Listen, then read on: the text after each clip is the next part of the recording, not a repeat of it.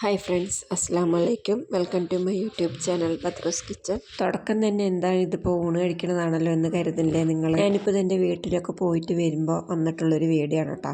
അപ്പോൾ ഞങ്ങൾ ഉച്ച സമയത്താണ് ഇവിടെ എത്തിയത്. അങ്ങനെ വരുന്ന സമയത്ത് ഞങ്ങൾ പട്ടാമ്പിയിൽ നിന്ന് 3 ഊണൊക്കെ മേടിച്ചിട്ടാണ് കേട്ടോ വന്നത്. അങ്ങനെ ഇത് പിറ്റേ ദിവസത്തെ വീഡിയോ ആണ് കേട്ടോ. അപ്പോൾ തലേ ദിവസം കുറച്ച് പച്ചപ്പട്ടാണിയൊക്കെ വെള്ളത്തിലൊക്കെ ഇട്ട് വെച്ചിട്ടുണ്ടായിരുന്നു. ഒരു മസാലക്കറി ഉണ്ടാക്കാൻ കുറച്ച് കിഴങ്ങൊക്കെ മുറിച്ച് വെച്ചിട്ടുണ്ട് കേട്ടോ. പിന്നെ ഇത് കുറച്ച് കുമ്പളങ്ങയാണ്, അതും കൂടി മുറിച്ച് വെക്കുന്നുണ്ട്. അപ്പോൾ ഞാൻ കുറച്ച് ദിവസം ഞാൻ എൻ്റെ വീട്ടിലൊക്കെ പോയിട്ട്, അപ്പോൾ ഡിസംബർ 6-ാം തീയതി ഞാൻ വീട്ടിൽ പോയി ഒരു 4-5 ദിവസം അവിടെ നിന്നിട്ടാണ് വന്നത് കേട്ടോ. അപ്പോൾ എടുത്ത വീഡിയോ ആണ്. നമുക്ക് തീരെ വയ്യാണ്ടും സമയമില്ലാത്തത് കൊണ്ടാണ് പിന്നെ വീഡിയോ ഇടാനൊക്കെ വൈകിയത്. അപ്പോൾ ഇത് വീട്ടിൽ നിന്ന് കൊണ്ടുവന്ന കുമ്പളങ്ങയാണ്. ഞാൻ കഴിഞ്ഞ വീഡിയോയിൽ ഞാൻ പറഞ്ഞിരുന്നു കുറച്ച് കൂടുതൽ കുമ്പളങ്ങ കൊണ്ടുവന്നിട്ടുണ്ട്. നാടൻ കുമ്പളങ്ങ ആയതുകൊണ്ട് തന്നെ എത്ര ദിവസം ഫ്രിഡ്ജിൽ വെച്ചാലും ഒരു കേടും ഉണ്ടാവില്ല കേട്ടോ. നല്ല ഫ്രഷ് ആയിട്ട് തന്നെ ഉണ്ടാവും. അപ്പോൾ മസാലക്കറിയൊക്കെ വെക്കുന്ന സമയത്ത് ഇതേപോലെ കുമ്പളങ്ങയൊക്കെ ഒരു കഷ്ണം ഉണ്ടെങ്കിൽ ഇട്ട് കൊടുത്താൽ നല്ല ടേസ്റ്റാണ് കേട്ടോ. അതിനെടുത്ത് കഴിക്കാൻ ഞാൻ ചിക്കൻ കറിയിലും കുമ്പളങ്ങയൊക്കെ ഇട്ട് വെക്കാറൊക്കെ ഉണ്ട് കേട്ടോ. അപ്പോൾ ഇതുപോലെ മസാലക്കറി വെക്കുമ്പോഴും ഇങ്ങനെ ചെറിയൊരു കഷ്ണം കുമ്പളങ്ങ ഇട്ടാൽ നല്ല ടേസ്റ്റാണ് കേട്ടോ എടുത്ത് കഴിക്കാനൊക്കെ. അപ്പോൾ എൻ്റെ വീഡിയോ കണ്ട് ഇഷ്ടപ്പെട്ടാൽ ഒന്ന് ലൈക്ക് ചെയ്യണം. പുതിയ കൂട്ടുകാരൊക്കെ ഉണ്ടെങ്കിൽ ഒന്ന് സബ്സ്ക്രൈബ് ചെയ്ത് സപ്പോർട്ടോടെ ചെയ്യണം കേട്ടോ.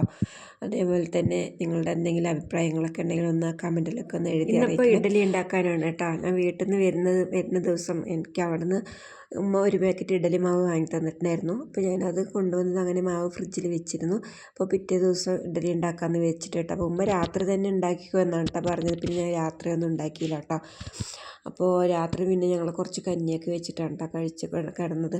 അപ്പോൾ ആ ഇഡ്ഡലി മാവ് അതേപോലെ ഞാൻ ഫ്രിഡ്ജിൽ തന്നെ വെച്ചു കേട്ടോ. അപ്പോൾ ഇവിടെ ഞങ്ങൾ ഈ താമസിക്കുന്നിടത്തൊന്നും ഈ ഇഡ്ഡലി മാവൊന്നും അങ്ങനെ കിട്ടാറില്ല കേട്ടോ. ദോശമാവൊന്നുമില്ല. ടൗണിലൊക്കെ ഉണ്ടാവുന്ന, എന്നാൽ ഞങ്ങളുടെ അവിടെ എന്നും ആ മാവൊക്കെ കിട്ടണ്ട. പാല് കൊണ്ടുവരുന്ന ആൾ എന്നും അത് കൊണ്ടുവരും. നല്ല സോഫ്റ്റ് ഇഡ്ഡലി തന്നെ ആയിരിക്കണ്ട. നമുക്ക് 2 ആവി ഇഡ്ഡലി എന്തായാലും നല്ല അടിപൊളിയായിട്ട് ഉണ്ടാക്കിയെടുക്കാം. ഒരു പാക്കറ്റ് മാവിന് 38 രൂപയാണ് കേട്ടോ. പിന്നെ അത് കൊണ്ടുവരുന്നവരുടെ അടുത്ത് 38, നമ്മൾ അവിടെ പോയി മേടിക്കുകയാണെങ്കിലും 30, അത്രയൊക്കെ ഡിഫറൻറ്റേ ഉള്ളൂ കേട്ടോ. ഇഡ്ഡലി ആണെങ്കിലും ദോശയാണെങ്കിലും നല്ല സോഫ്റ്റായിട്ട് തന്നെ കിട്ടണ്ട. അപ്പോൾ നമ്മൾ മാവ് വാങ്ങിക്കൊണ്ട് വന്നിട്ട് ഫ്രിഡ്ജിൽ വെച്ചാൽ മതി.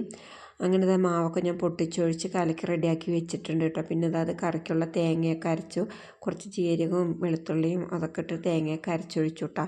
അപ്പോൾ ഇന്ന് ഉച്ചക്കലിക്ക് ചോറിനൊക്കെ ഈ കറി തന്നെയാണ് കേട്ടോ. ഉച്ചക്കലിക്ക് നല്ല രാത്രി വരയ്ക്കും ഈ കറി തന്നെയാണ്.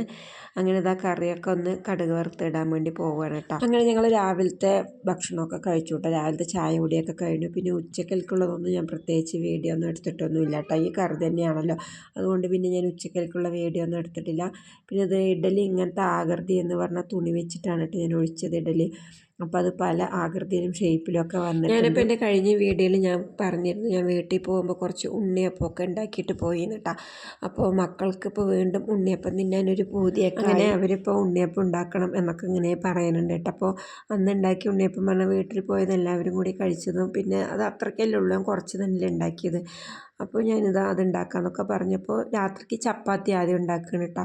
ചപ്പാത്തി ഉണ്ടാക്കി വെച്ച് കഴിഞ്ഞിട്ട് പിന്നെ കുറച്ച് ഉണ്ണിയപ്പം കൂടി ഉണ്ടാക്കുമ്പോൾ ഡീറ്റെയിൽ ആയിട്ട് ഫുള്ളും കാണിക്കാറൊന്നും എനിക്ക് പറ്റിയില്ല കേട്ടോ. അപ്പോൾ അത് ചപ്പാത്തിക്കുള്ള മാവൊക്കെ കുഴച്ച് റെഡിയാക്കി വെച്ചിട്ടുണ്ട്. കറി പിന്നെ ഉണ്ടല്ലോ, ഉച്ചയ്ക്ക് രാവിലെ വെച്ച കടലക്കറിയൊക്കെ ഉണ്ട് കേട്ടോ. അപ്പോൾ അത് ഫുള്ളും കഴിഞ്ഞതിന് ശേഷമാണ് കേട്ടോ പിന്നെ അത് ഉണ്ണിയപ്പം. അല്ലാതെ ഇതിന് മുന്നേ തന്നെ നമ്മൾ ഉണ്ണിയപ്പമൊക്കെ ഉണ്ടാക്കി പറഞ്ഞാൽ പിന്നെ കുറേ നിന്നിട്ട് ടയേർഡാവും കേട്ടോ. അതുകൊണ്ടാണ് ആദ്യം തന്നെ ചപ്പാത്തി പണി കഴിച്ചത്. പിന്നെ ഇത് ഉണ്ണിയപ്പം ഉണ്ടാക്കാൻ വേണ്ടിയിട്ട് ഒരു 4 ശർക്കര ഒന്ന് ഉരുക്കാൻ വേണ്ടി വെച്ചിട്ടുണ്ട് കേട്ടോ, പാനിയാക്കാൻ വേണ്ടി വെച്ചിട്ടുണ്ട്. അപ്പോൾ 1 കിലോ ശർക്കര മേടിച്ചതാണ്. അതിൽ നിന്നൊരു 4 അച്ച് ശർക്കരയാണ് കേട്ടോ ഞാനിപ്പോൾ അരി അരച്ചിട്ടൊന്നുമല്ല കേട്ടോ ഉണ്ടാക്കുന്നത്, അരിപ്പൊടിയിൽ തന്നെയാണ് ഉണ്ടാക്കുന്നത്. അപ്പോൾ അരിപ്പൊടിയിലും ഉണ്ണിയപ്പമൊക്കെ ഉണ്ടാക്കാൻ പറ്റും കേട്ടോ. നല്ല സോഫ്റ്റായിട്ടൊക്കെ കിട്ടണമൊക്കെ ഉണ്ട്. അപ്പോൾ ഞാൻ ഈ പാത്രത്തിന് ഒരു അരപ്പാത്രമായിട്ട് 2 പ്രാവശ്യമായിട്ട് അരിപ്പൊടി എടുത്തിട്ടുണ്ട് കേട്ടോ. അതായത് ഒരു അരപ്പാത്രം കേട്ടോ, അത് വലിയ പാത്രമാണ്. പിന്നെ അതേപോലെ തന്നെ അരപ്പാത്രം മൈദപ്പൊടിയും കൂടെ എടുക്കുന്നുണ്ട്. എന്നിട്ട് ഇരുന്നുള്ളൂ ഉപ്പിട്ട് കൊടുത്തിട്ട് ഒന്ന് നല്ലപോലെ ഒന്ന് കുഴച്ചെടുക്കുന്നുണ്ട് കേട്ടോ. ഒന്ന് നല്ലപോലെ ഒന്ന് ഉപ്പൊക്കെ എല്ലാ ഭാഗത്തേക്കും ആകുന്ന പോലെ നല്ലപോലെ ഒന്ന് മിക്സ് ചെയ്തെടുക്കുകയാണ്. ഇപ്പോഴേക്കും ശർക്കര പാനിയൊക്കെ അവിടെ റെഡിയായിട്ട് വന്നിട്ടുണ്ട് കേട്ടോ. അപ്പോൾ അത് നല്ലപോലെ അങ്ങോട്ട് മിക്സ് ചെയ്തെടുക്കുകയാണ്. പിന്നെ ഒരു 2-3 ചെറുപഴം കൂടി വേണം കേട്ടോ, അപ്പോഴേ നല്ലൊരു സോഫ്റ്റൊക്കെ ഉണ്ടാവുള്ളൂ.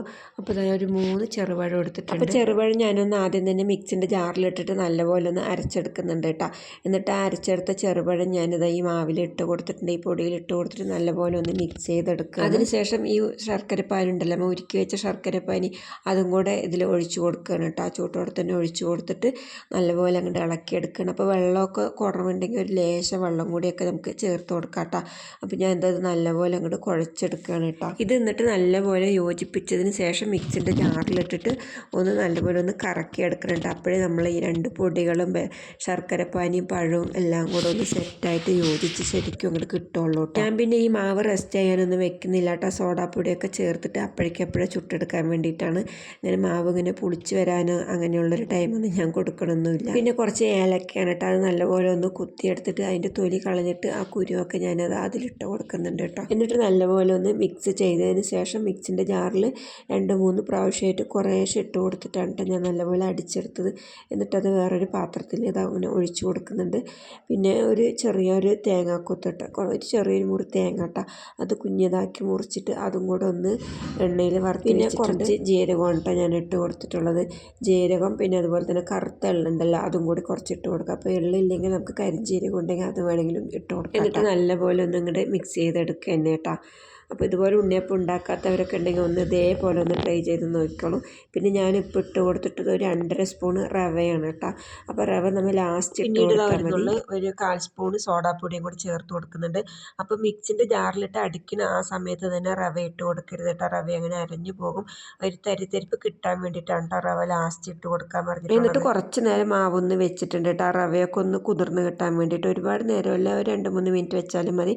പിന്നെ അതാ കുറച്ച് തേങ്ങാക്കൊത്തൊന്ന് നല്ലപോലെ വറുത്തിട്ട് അതും കൂടെ ഞാൻ അതിലിട്ട് കൊടുക്കുന്നുണ്ട്. പിന്നെ നല്ലപോലെ ഒന്ന് മിക്സ് ചെയ്യാൻ കേട്ടോ. അപ്പോൾ ഈ സമയം തന്നെ ഞാൻ ഉണ്ണിയപ്പച്ചട്ടിയൊക്കെ അടുപ്പത്ത് വെച്ച് കൊടുത്തിട്ടുണ്ട് കേട്ടോ. ഞാൻ 2 ഉണ്ണിയപ്പച്ചട്ടി വെച്ചിട്ടാണ് കേട്ടോ ഉണ്ടാക്കുന്നത്. ഒരു ഉണ്ണിയപ്പച്ചട്ടി എൻ്റെയും പിന്നെ ഒരു ഉണ്ണിയപ്പച്ചട്ടി അടുത്ത് വീട്ടിൽ നിന്ന് മേടിച്ചതാണ് കേട്ടോ. അപ്പോൾ അത് അന്ന് മേടിച്ചതാണ്, അതിന് ശേഷം കൊടുത്തിട്ടൊന്നും. എന്തായാലും ഇതും കൂടെ ഉണ്ടാക്കി കഴിഞ്ഞിട്ട് കൊടുക്കാമെന്ന് വിചാരിച്ചിട്ടാണ് കേട്ടോ. അപ്പോൾ അത് 2 അടുപ്പും കത്തിച്ച് 2 ഉണ്ണിയപ്പച്ചട്ടിയൊക്കെ വെച്ചിട്ട് ഇങ്ങനെ കുറേശ്ശെ മാവൊക്കെ എടുത്ത് കോരി ഒഴിക്കും. വീഡിയോ എടുക്കാതെ അന്ന് ഞാൻ ഉണ്ണിയപ്പം ഉണ്ടാക്കിയപ്പോൾ നല്ല അടിപൊളി ഷേപ്പിൽ കിട്ടിയിട്ട്, അപ്പോൾ അത് വീഡിയോ എടുത്തത് കൊണ്ട് കുളമായതാണോ എന്നൊന്നും അറിയില്ല. പ്രാവശ്യം ഉണ്ണിയപ്പം ഉണ്ടാക്കിയപ്പോൾ ഉണ്ണിയപ്പത്തിന് ഇങ്ങനെ എന്താ പറയുക, മീശയും വാലും താടിയും അങ്ങനെയൊക്കെ വന്നതുപോലെയൊക്കെ ആയി. അത് കുറച്ച് വെള്ളം കൂടുതലായി എന്നാണ് തോന്നുന്നത് കേട്ടോ. അതഴിഞ്ഞപ്പോൾ ഞാൻ ഒഴിച്ചു കൊടുത്ത മാവ് ഇങ്ങനെ ഫില്ലിങ് കുഴി നിറഞ്ഞിട്ടാണോ ഒന്നും അറിയില്ല കേട്ടോ. എന്തായാലും കുറച്ച് ഉണ്ണിയപ്പത്തിന് ഓരോ ആകൃതികളൊക്കെ വന്നു. എന്തായാലും ഉണ്ണിയപ്പം നല്ല സോഫ്റ്റ് ഉണ്ടായിരുന്നു, നല്ല ടേസ്റ്റൊക്കെ ഉണ്ടായിരുന്നു കേട്ടോ കഴിക്കാനൊക്കെ. അപ്പോൾ ഞാൻ പെട്ടെന്ന് കരിയണ്ടെന്ന് വെച്ചിട്ട് വേഗം ഇങ്ങനെ മറിച്ചിട്ട് കൊണ്ടേ ഇരിക്കുകയാണ് കേട്ടോ. അപ്പോൾ അങ്ങനെ കുറച്ചൊക്കെ ഇത്തിരി കരിഞ്ഞ പോലെ ആയിട്ടുണ്ട് കേട്ടോ. അപ്പോൾ എല്ലാം ഒരേ വേവിലൊന്നും കിട്ടിയിട്ടില്ല. അപ്പോൾ ഇതാ കണ്ടില്ലേ മാവ് ഇങ്ങനെ പുറത്തൊക്കെ ചാടി വന്നിരിക്കുന്നത്. അതെന്താണ് സംഭവം എന്നൊന്നും എനിക്കൊന്നും അറിയില്ല. ഉണ്ണിയപ്പമൊക്കെ ഉണ്ടാക്കി നല്ല എക്സ്പീരിയൻസ് ഉള്ളവരാണ് ഈ വീഡിയോ കാണണതെങ്കിൽ അതൊന്ന് പറഞ്ഞു തരണം കേട്ടോ. അപ്പോൾ വെള്ളമൊക്കെ കറക്റ്റ് തന്നെയാണെന്ന് എൻ്റെ ഒരു അറിവ്. പക്ഷെ എന്താണാവോ കുറച്ചൊക്കെ ഉണ്ടാക്കിയപ്പോൾ ഇങ്ങനെ മീശയും താടിയും പറഞ്ഞ പോലെയൊക്കെ ഇങ്ങനെ വന്നിരുന്നു കേട്ടോ. പിന്നത്തെ കുറച്ച് ഉണ്ണിയപ്പമൊക്കെ നല്ല അടിപൊളിയായിട്ട് തന്നെ. ഉണ്ണിയപ്പം ഇങ്ങനെ ചുട്ട് വീഴാൻ വേണ്ടി മക്കൾക്ക് ഇങ്ങനെ കാത്തിരിക്കുകയാണ് കേട്ടോ. അവരിങ്ങനെ കുറേശ്ശെ ആയുധം തന്നെ ഇങ്ങനെ ഓരോന്നെടുത്തിട്ട് പോയിട്ട് അവരും കഴിക്കാനൊക്കെ തുടങ്ങി. അപ്പോൾ ഇതാ 2 അടുപ്പിലൊക്കെ വെച്ചിട്ട് ഞാൻ ഉണ്ണിയപ്പമൊക്കെ ഉണ്ടാക്കുകയാണ് കേട്ടോ. അപ്പോൾ എൻ്റെ ഈ ഉണ്ണിയപ്പം ഉണ്ടാക്കിയ വീഡിയോ ഒക്കെ നിങ്ങൾക്കൊക്കെ ഇഷ്ടപ്പെട്ടു എന്നൊക്കെ. ഞാൻ പിന്നെ ഇത് വെളിച്ചെണ്ണയിലൊന്നുമല്ല കേട്ടോ പൊരിച്ചെടുക്കുന്നത്, ഓയിൽ തന്നെയാണ്. ഇവിടെ അധികവും ഓയിൽ തന്നെയാണ് കേട്ടോ മേടിക്കുക. വെളിച്ചെണ്ണയൊക്കെ മേടിച്ചാൽ വല്ല കറി താളിക്കാനോ ചമ്മന്തിയിൽ ഒഴിക്കാനോ അങ്ങനെയുള്ളതിന് മാത്രമൊക്കെ തന്നെ എടുക്കുള്ളൂ കേട്ടോ. വറുക്കൽ പൊരിക്കൽ അങ്ങനെയുള്ള സംഭവം എന്തുണ്ടെങ്കിലും ഓയിൽ തന്നെയാണ് കേട്ടോ ഇവിടെ മേടിക്കുന്നത്. പിന്നെ നമ്മൾ പഴമൊക്കെ ഇട്ടിട്ടാണ് ഈ ഉണ്ണിയപ്പം ഉണ്ടാക്കുന്നത്. അതുകൊണ്ട് തന്നെ കൂടുതൽ ദിവസം അങ്ങോട്ട് പുറത്ത് വെക്കാനൊന്നും പറ്റില്ല കേട്ടോ. പെട്ടെന്ന് ഇങ്ങനെ നൂലണിച്ച പോലെയൊക്കെ ആവും. നമ്മൾ അരിയൊക്കെ അരച്ചിട്ട് മാവ് റെസ്റ്റ് ചെയ്യാൻ വെച്ചിട്ട് പഴം ചേർക്കാതെ ഉണ്ടാക്കുകയാണെങ്കിൽ ആ ഉണ്ണിയപ്പം കുറച്ച് ദിവസമൊക്കെ അധികം നിൽക്കണം. ഇത് പിന്നെ കുട്ടികളുള്ളിടത്ത് അധികം നിൽക്കുകയൊന്നുമില്ലല്ലോ, അല്ല അധികം അങ്ങോട്ട് ഉണ്ടാവുകയൊന്നുമില്ല.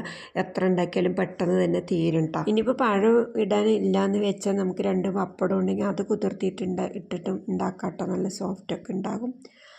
അപ്പോൾ ഞാനിതാ ഉണ്ണിയപ്പമൊക്കെ ഉണ്ടാക്കിയത് പകുതി 3/4 ഭാഗമൊക്കെ ആയിട്ടോ. 2 അടുപ്പത്താകുമ്പോൾ പെട്ടെന്ന് പണി തീരും. നമ്മൾ ഒരടുപ്പത്ത് തന്നെ ഉണ്ടാക്കുമ്പോൾ കുറേ നേരം നിൽക്കേണ്ടി വരും കേട്ടോ. ഒരു കുഞ്ഞി ചട്ടിയിൽ ഇപ്പോൾ 7 എണ്ണം വെച്ചുണ്ടാക്കുമ്പോൾ കുറേ നേരം നമുക്ക് നിൽക്കേണ്ടി വരും. അതേ സ്ഥാനത്ത് ഇങ്ങനെ 2 ചട്ടിയൊക്കെ ഉണ്ടെങ്കിൽ നമുക്ക് പെട്ടെന്ന് ഉണ്ടാക്കാൻ പറ്റും. അങ്ങനെ ഉണ്ണിയപ്പമൊക്കെ ഉണ്ടാക്കി കഴിഞ്ഞു കേട്ടോ. അപ്പോൾ കുട്ടികളങ്ങനെ ഇടയ്ക്കിടയ്ക്ക് എടുക്കുമ്പോൾ ഞാൻ പറയുന്നുണ്ട്, മക്കളെ വീഡിയോ എടുക്കാൻ വേണ്ടി കുറച്ച് മാറ്റി വയ്ക്കുന്നതൊക്കെ കേട്ടോ. അപ്പോൾ ഇതാ ഒരു ബോക്സ് ഉണ്ണിയപ്പമൊക്കെ കിട്ടി. ഇതിന് കൂടുതലൊക്കെ ഉണ്ടായിരുന്നു കേട്ടോ. അവർ പിന്നെ ഇങ്ങനെ ഉണ്ടാക്കുമ്പോൾ തന്നെ ചൂട്ടോടൊക്കെ എടുത്ത് കഴിക്കുകയാണ് കേട്ടോ. അങ്ങനെ ഉണ്ണിയപ്പം പണിയൊക്കെ കഴിഞ്ഞു കേട്ടോ. അപ്പോൾ നിങ്ങളുടെ വിലപ്പെട്ട സമയം എനിക്ക് വേണ്ടി ചിലവഴിച്ചതിന് ഒരുപാട് താങ്ക്സ് ഉണ്ട് കേട്ടോ. അപ്പോൾ നിങ്ങൾ ഇനിയും കൂടെ ഉണ്ടാകും എന്നുള്ളൊരു വിശ്വാസത്തോടെ ഞാൻ അടുത്ത വീഡിയോ ആയിട്ട് വരാം. ബൈ.